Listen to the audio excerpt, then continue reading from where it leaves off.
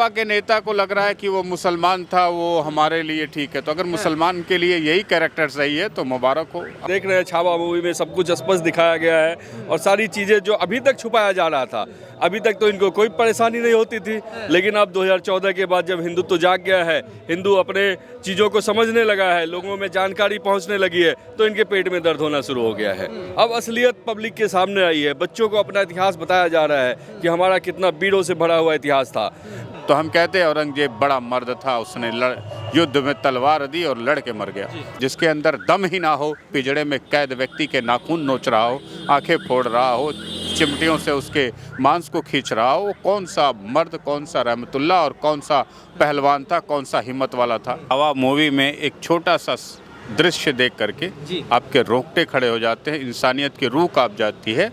नमस्कार दोस्तों, स्वागत है आप सभी का हमारे चैनल पर। मैं हूं आपके साथ विमल त्यागी। एक तरफ छावा मूवी जो है वो दर्शकों के दिलों पर छाई हुई है, उसी के चलते सपा के जो महाराष्ट्र के एक नेता हैं, विधायक भी हैं और प्रदेश के अध्यक्ष भी हैं, उन्होंने एक बयान दिया कि औरंगजेब जो था वो क्रूर शासक नहीं था, उसने मंदिर भी बनवाए। जो उसका क्रूरता का जो इतिहास पढ़ाया जा रहा है वो बहुत बढ़िया आदमी था, वो क्रूर नहीं था। उसको लेकर प्रोफेसर साहब मेरे साथ मौजूद हैं। प्रोफेसर साहब, आप क्या कहेंगे? एक तरफ छावा मूवी धमाल मचा रही है, इतिहास बता रही है, वहीं अबू आजमी का जो बयान आया सपा के नेता का कि औरंगजेब क्रूर नहीं था, उसने मंदिर बनवाए, क्या कहेंगे इस पर? देखिए, सबसे पहले तो अबू आजमी जैसे लोगों को अपना दिमागी संतुलन ठीक कर लेना चाहिए, इलाज करवा लेना चाहिए, इतिहास थोड़ा पढ़ लेना चाहिए, सामाजिक स्थिति देख लेनी चाहिए। जो औरंगजेब ने अपने भाइयों के साथ किया, अपने भाई का सर काट करके, युद्ध तो बहुत हुए, अपने भाई का सर काट करके थाली में सजा करके अपने बाप को भेज दिया और उसे जेल में डाला, तो पानी पीने के लिए भी उसने तरसा दिया। वो दयालु था, परम दयालु था, अल्लाह रहमतुल्लाह बोलते हैं उसको। ऐसा मतलब अविवेकपूर्ण बयान कोई मुस्लिम लीडर ही दे सकता है। अबू आजमी से पूछिए, उनका बेटा अपने भाइयों का सर काट करके लाए और अबू आजमी के इस टेबल पे रख दे और अबू आजमी को लात मार के कहीं कमरे में बंद करके पानी के लिए तरसने के लिए छोड़ दे। ये कैसा रहमतुल्लाह बेटा होगा जो अपने परिवार के साथ, अपने बाप के साथ, अपने भाइयों के साथ रहम नहीं किया। उससे बाहरी दुनिया में रहम की कहाँ से उम्मीद कर सकते हैं आप? इतिहास में कहाँ से उम्मीद कर सकते हैं? आपने देखा छावा मूवी में एक छोटा सा दृश्य देख करके आपके रोंगटे खड़े हो जाते हैं, इंसानियत की रूह कांप जाती है। वो रहमतुल्लाह है, वो बहुत रहम करने वाला है। अबू आजमी को ही मुबारक हो। ऐसा रहमतुल्लाह भारत के लिए किसी काम का नहीं है। वो कह रहे इतिहास हमें गलत पढ़ाया जा रहा है, उसको जो ये बताया जा रहा है क्रूर बताया जा रहा है, वो क्रूर नहीं था, वो बहुत बढ़िया था। तो क्या इतिहास कौन सा गलत है, कौन सा सही है, आपको क्या लगता है? अब एक चीज़ बताइए मुझे, जिसने अपने भाई का जो सिंहासन पे भी नहीं बैठा था, बस बैठने ही की उम्मीद थी, उसका सर काट ले और काट के ले जाए अपने बाप के सामने रख दे और उस बाप को भी कैद कर ले। अपने सारे भाइयों का कत्ल तो उसने किया ही किया, अब अपने बाप को भी जेल में डाला। उसने क्या क्या लिखा जेल में रह करके। अब सोचिए, ऐसा कौन सा व्यक्ति आपने इतिहास में दूसरा मिलता है?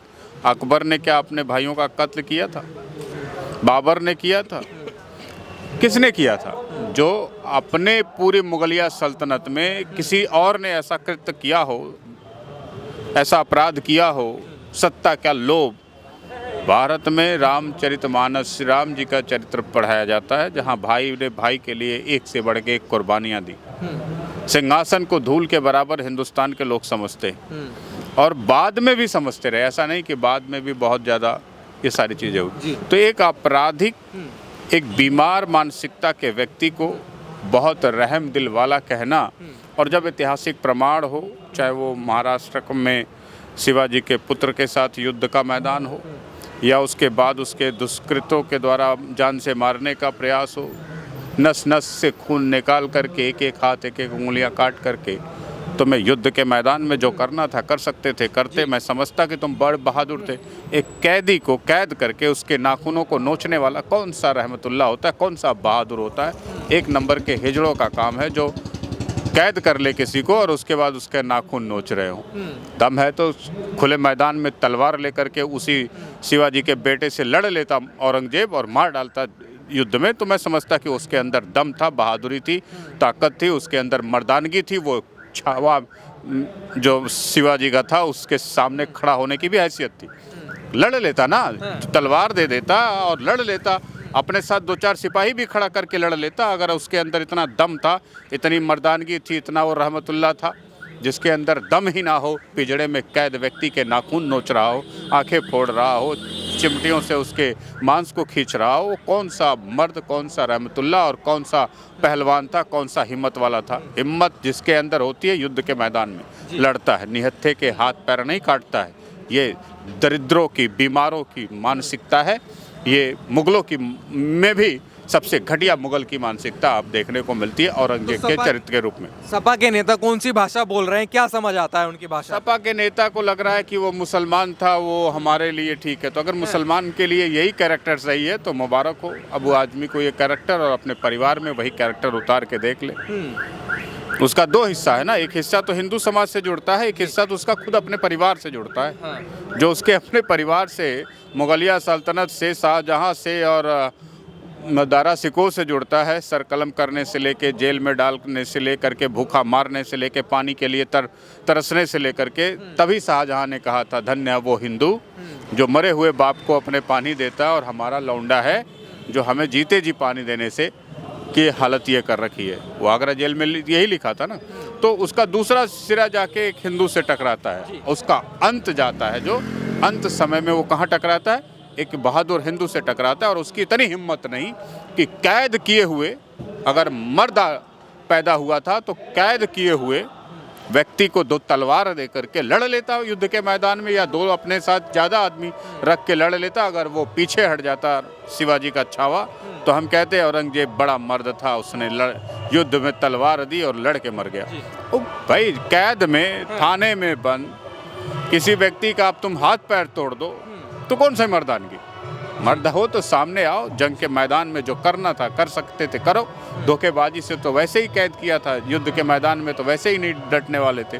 तो ये धोखाधड़ी का, ये गिद्धों जैसी, सियारों जैसी चरित्र का मुगलिया सल्तनत पूरे भरी पड़ी है, और उसी को कोई अपने सिर और माथे का तिलक बनाता है तो उसके लिए वो सौभाग्य होगा। हमारे लिए, भारत के लिए वीरों की ये धरती है, एक से बढ़ के एक वीरता का प्रमाण इसी धरती पर विद्यमान है। आपको महाराणा प्रताप का एक हल्दी घाटी का युद्ध पता होगा। मानसिंह को पकड़ लिया था सुबह सुबह, लेकिन छोड़ दिया, नहीं मारा।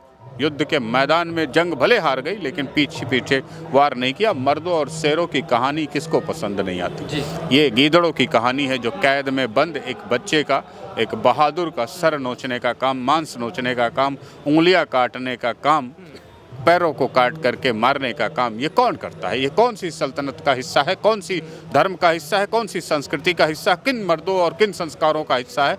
ये अबू आजमी बता दे, और अब बता दे कि इसको कौन सा समाज अपना करके आगे बढ़ सकता है, तो मैं मान लूँ। जी सर, क्या नाम है आपका? बसंत झा। बसंत जी, आपको क्या लगता है, छावा मूवी आपने देखी होगी और अब कह रहे हैं कि औरंगजेब महान था, उसने मंदिर भी बनवाए।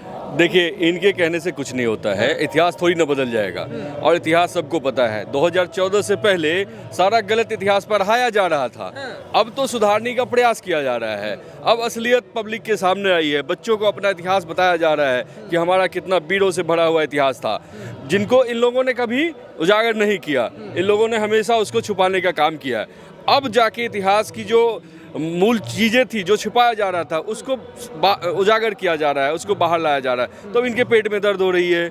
अब जो है हिंदू अपने सभ्यता पे, अपने संस्कृति पे नाच करने लगा है, तो इनके पेट में दर्द हो रहा है, और कुछ भी नहीं है जी। लेकिन सपा के नेता कह रहे हैं इतिहास हमें गलत पढ़ाया जा रहा है। औरंगजेब ने मंदिर बनवाए, उसने कोई ऐसे क्रूर शासक नहीं था, जो उस समय के राजा कर सकते थे वो उसने किया। नहीं, बल इनके कहने से थोड़ी इतिहास बदल जाएगा।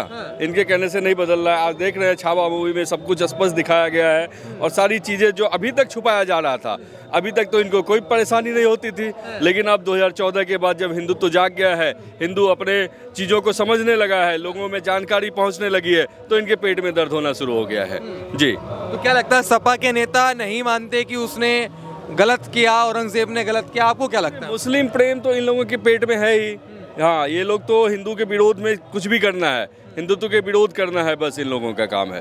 क्या लगता है सर आपको कि ये कह रहे हैं कि हिंदुओं का विरोध करना है, इनको यही काम है, बस और कुछ काम नहीं? औरंगजेब ने खुद अपने अंतिम समय में अपने कब्र का कब्रिस्तान में जाने से पहले कफन खुद सिलता रहा।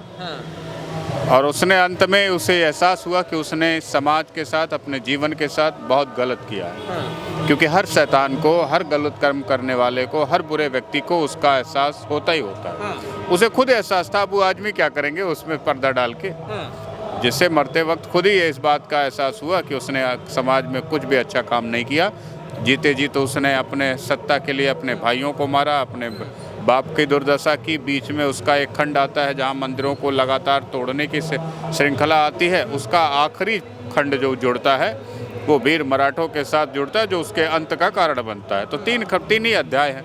एक अध्याय उसका खुद के अपने परिवार के साथ जुड़ता है, जो अत्याचार, क्रूरता और बिल्कुल अमानवीय शैतान जैसा चरित्र दिखता है।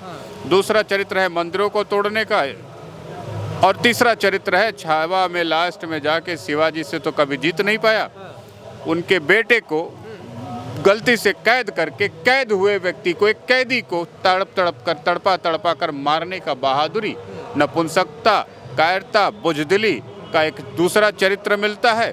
यदि औरंगजेब रहमतुल्लाह होता तो उसके बाहों में, भुजाओं में ताकत भी होती, लड़ने की हिम्मत भी होती, और दे देता 2 तलवार छावा को हमारे, और लड़ लेता, जीत जाता, मार देता, कत्ल कर देता, जो मर्जी करता। लेकिन ये क्रूरता एक कैदी के साथ उसने की। कैदी में क्या है, चारों हाथ पैर बांध करके उसकी उंगलियां काट रहे हो, उसके पैर काट रहे हो, उसके कभी आंखों में सरिया गोप रहे हो, कभी उसकी चमड़ी उतार रहे हो। ये नीचता, ये पशुता, ये शैतानी कृत्य किस समाज में होते हैं, किस धर्म में होते हैं, किस संस्कृति में पूजे जाते हैं, ये अबू आज़मी को बड़ी अच्छी तरीके से पता है, और समाज को भी पता है, भारतीयों को भी पता है। आप